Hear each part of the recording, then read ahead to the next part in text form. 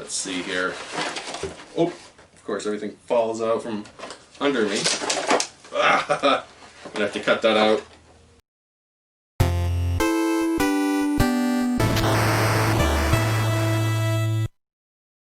Hey there guys, I'm Kamikaze Ikun, and today we're going to be going over some of the pickups that I had from this previous month of October. There were a lot more pickups than I had honest to God expected, and I actually got a couple of packages from a few of my friends here. This newest one, of course, is from my good friend Sam from Contagious collection.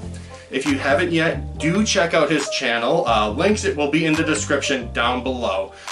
So, if you guys haven't yet though, please do consider not only subscribing, but hitting that notification bell as well. Every single subscription, every single comment, everything you guys do helps my channel grow, and it means the world to me to know that you guys really enjoy my content. So, with that said, let's get to this unboxing.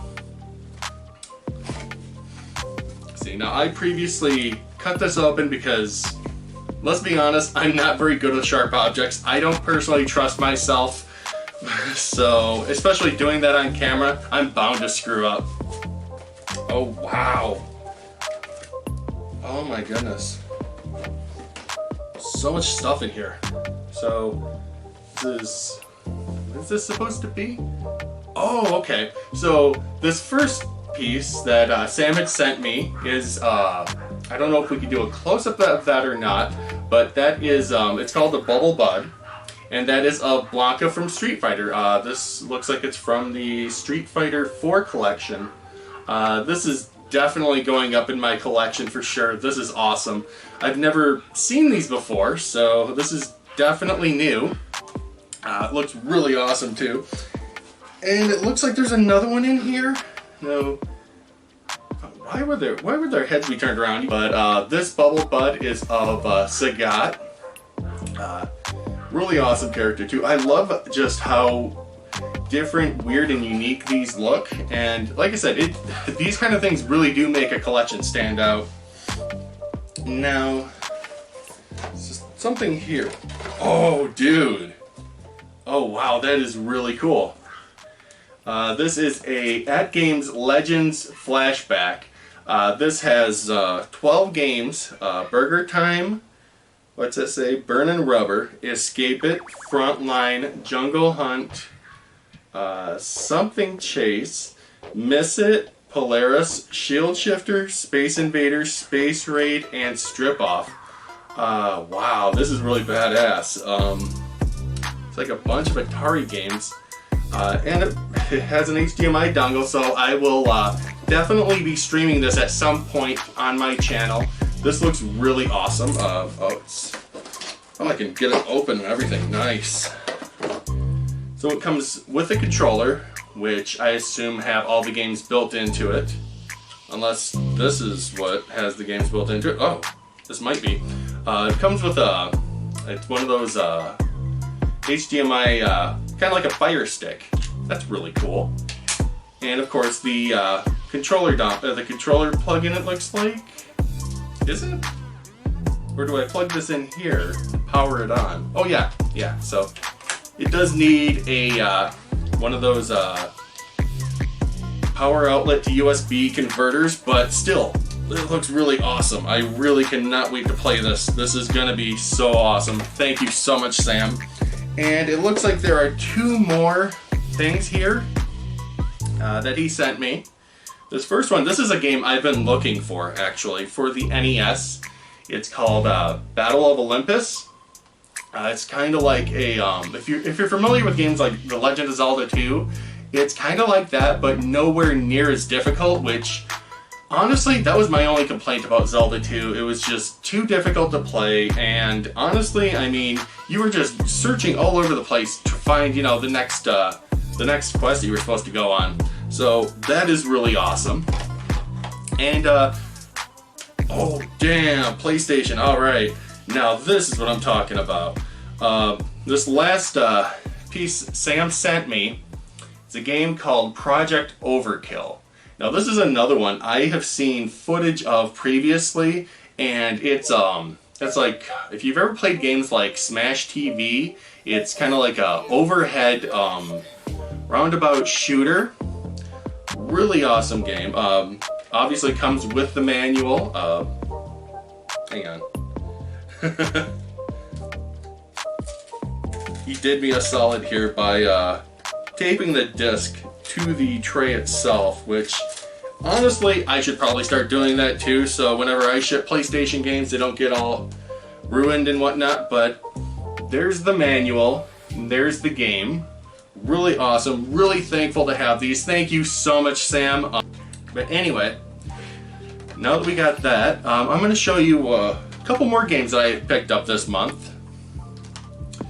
These ones were in a previous video. These are a couple of NES games sent to me by my friend Zach, otherwise Iowa Retro Gaming Dad.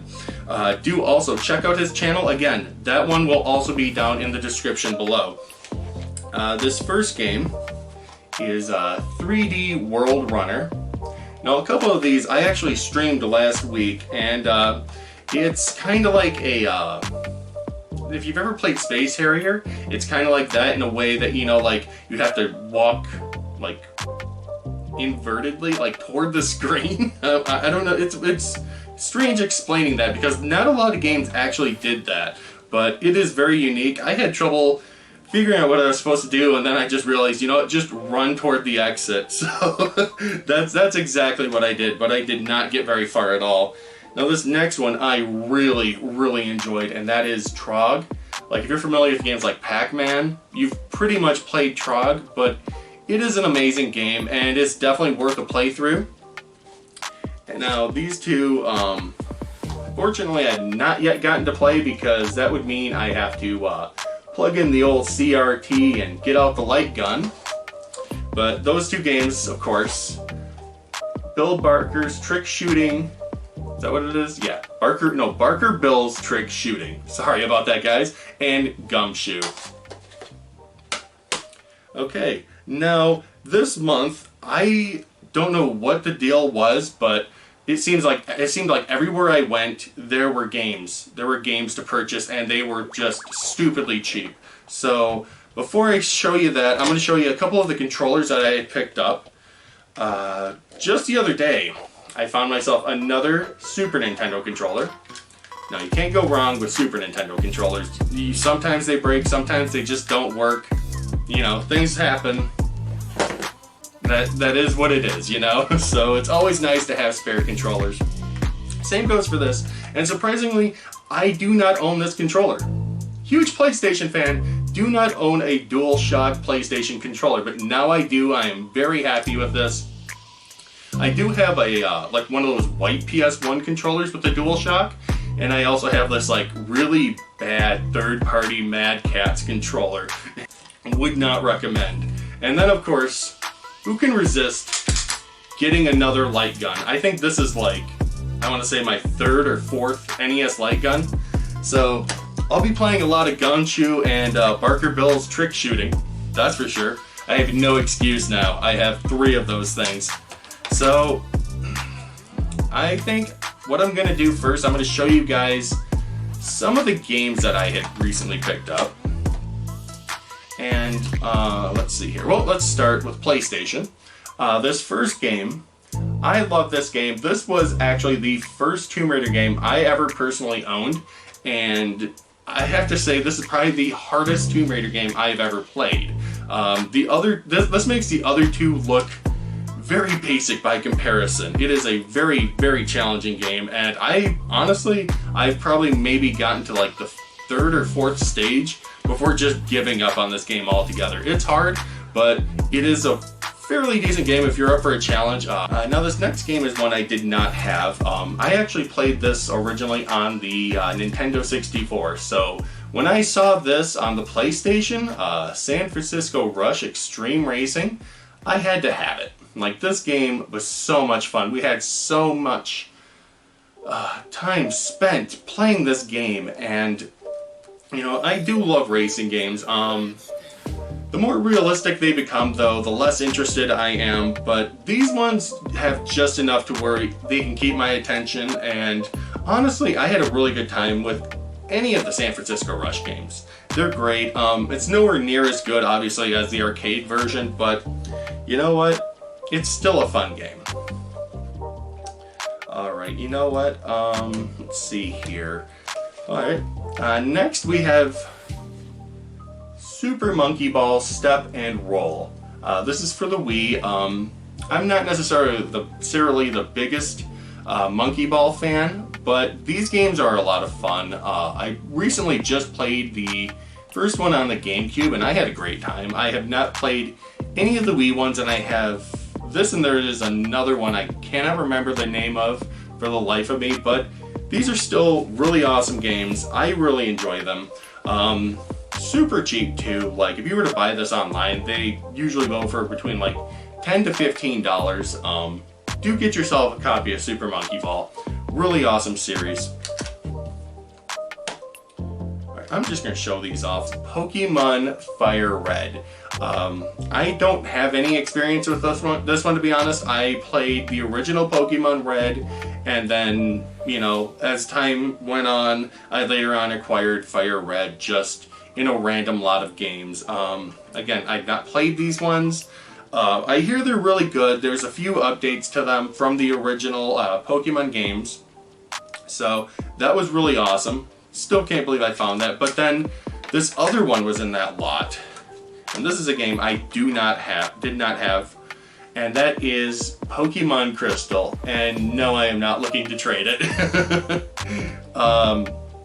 This one came out, I believe it was during the Gold Silver generation. I believe that was Generation 2? If I'm wrong, please do correct me. But yeah, it looks really awesome. It's got one of my favorite legendary Suicune on the cover. I thought it was really cool. But again, it's not one I'm really super familiar with. But if you see Pokemon games for as cheap as I found them, you pick them up. You just know you need to pick them up. Even if you don't like Pokemon, you'll end up finding somebody that will like Pokemon. Now this next game I have here is Kirby's Dream Land 2. I do have the original as well on the Game Boy, and I love these games to death. I actually just beat that one about 5 or 6 months ago, so when I get some time, I definitely will be playing Kirby's Dream Land 2. And then I also picked up Pac-Man. Okay, now this next stack of games here are all PlayStation 2. This, I kind of broke one of my rules as far as collecting goes. I try not to buy sports games unless they're of licensed characters or they're on the NES. But this one, I don't know. There's just something about this. It drew my attention. I found it at a good price, and that game is NBA Street Volume 2. I'm not familiar with this game, but it looks like there's it looks like a lot of fun. It looks like something that would stand out from, you know, like a standard NBA game. So if any of you guys have played this too, let me know how this game is. Like I said, never played it. I am very interested in it though, so if there are some good things to it, please do let me know. Now this next game, I wanted to rent this a long time ago when this came out. Never got around to it, and now I have the chance to play that, and that is Lord of the Rings: The Third Age. This one, they don't necessarily use the characters that you're familiar with in the films. There are other characters you get to play as, and I think that's really cool. It kind of, you know, fleshes out and expands the Lord of the Rings universe. So that'll be an awesome game to play. Then I picked up Lord of the Rings: Return of the King. Now, we played this when this came out, and we had one hell of a time. We really enjoyed this game. If you've not played any of the Lord of the Rings games, I highly recommend this one. This one or the Two Towers. Those games were freaking amazing. You know, I don't believe they actually made a game of The Fellowship, but I do have a game of The Hobbit, and it is god-awful. So, they were made by two totally different companies, though. If you're familiar with the Hobbit game too, you'll probably understand why. It just does not look that great, and it kind of plays like crap. Now this next one is another double that I picked up, and that is Manhunt. I love this game. If you are into survival horror games, this one can easily be found. This is a great game too. It's very, very dark, violent, bloody, messy. Everything us survival horror fans need in a game. It's so awesome, and if you have not experienced this game, please do find the time to play it because it is freaking amazing. Now this next game here, a lot of people have told me these games are something that I need to play, and for a while I had the sequel, and I'm one of those kind of people that I will not start playing a game until I have played the first. And now I have that opportunity. I found myself a copy of Half-Life. Like I said, everyone has recommended this game to me. I don't know, it looks really good, and I personally love Valve. I'm into, Left 4 Dead and Portal, so, I'm not sure what to expect with Half-Life, but like I said, everybody has just nothing but praise for this game, so I'm excited to be able to play it. And this is one I actually had as well back when it was released, and that is Dragon Ball Z Budokai 2, and I'm trying to get it so the reflective label doesn't reflect the light setup that I have here, and it's really, really difficult. But I love this game too. It was the first time they actually went in and used, I believe the method was called cell shading, and when they do that, they it's kind of that effect that they used for games like Jet Grind Radio, and it just made these 3D polygons look more animated. They look more like, well, cartoons in a sense, and that's exactly what these games look like as well, and it is a really good game. Highly recommend this one, especially if you're into Dragon Ball Z games. I'm not necessarily a fan of Tenkaichi or Xenoverse or those ones with the weird, like, third-person perspective camera angle. Is that what it's called? I think third or second person. I'm not sure what it is, but I just cannot get into those games because that angle is just so weird, and I have that depth perception, so the 2D Dragon Ball games, I love them to death. They are amazing. Do play those games if you ever get the chance. So now we're on to this monstrous stack of Xbox 360, and Xbox One games. This first one here, I actually found this on sale. It's still sealed, and that is Code Vein. These games play a lot like Dark Souls, but it has more of an anime feel to them. I'm not necessarily the biggest fan of Dark Souls, but again, I'm willing to give this one a chance. I do have to get a controller for my Xbox One because the last one I had just does not want to work, but I have so many games to play that, it can wait. But it does look awesome. Cannot wait to try that one out too. That is probably one of the few games that I really want to play. I just don't have the tools to do so. So let's see here. Let's do original Xbox games first. Now, this one again is a double, but it was so cheap I couldn't help myself but to pick this up. It's a label variant, obviously, of Doom 3. Now, this is, I want to say this is probably the only time I ever felt Doom really fit into that horror category. The other two Doom games before that were not really that scary, but I love them to death. Like, they are so much fun. They're bloody, they're violent, and they're right up my alley, especially for games of that genre. I don't play too many FPS games, but Doom I am willing to make an exception for. I absolutely love Doom. So this next game I have here, Prince of Persia: The Sands of Time. Now, I am giving more of these games a fair chance.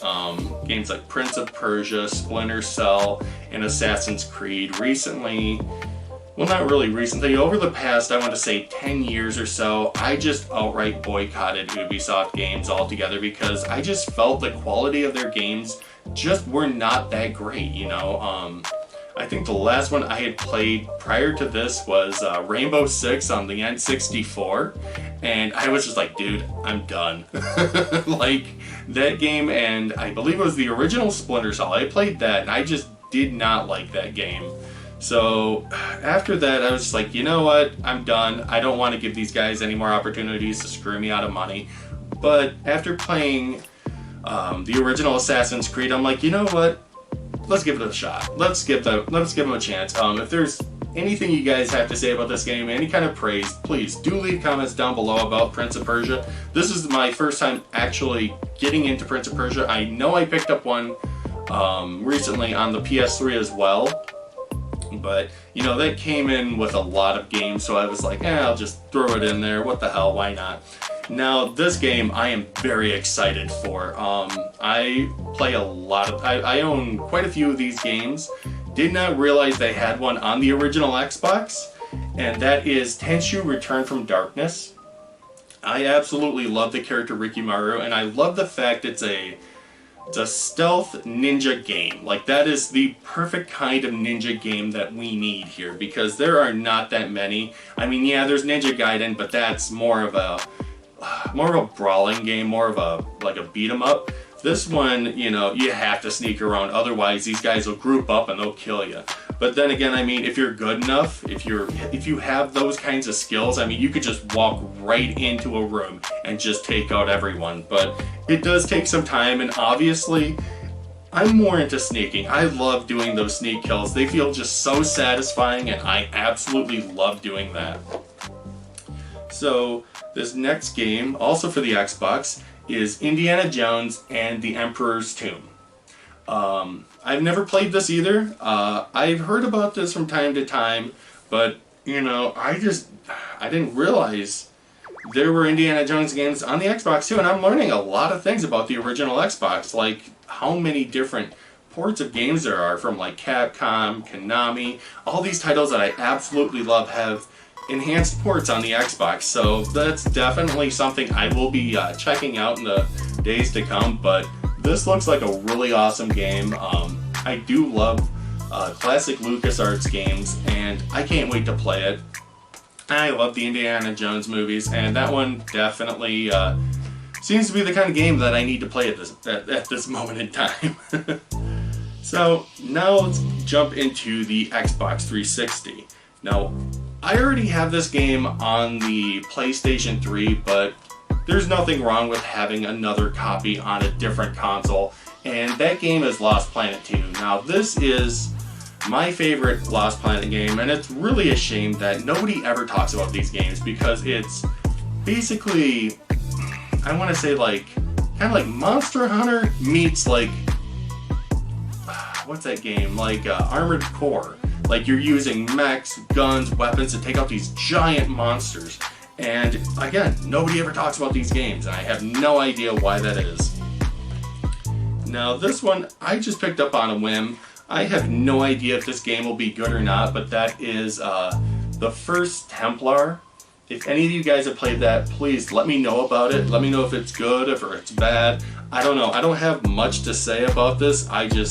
I love those, you know, fantasy role-playing games, and that's kind of what it seemed like it was. Please tell me if it is.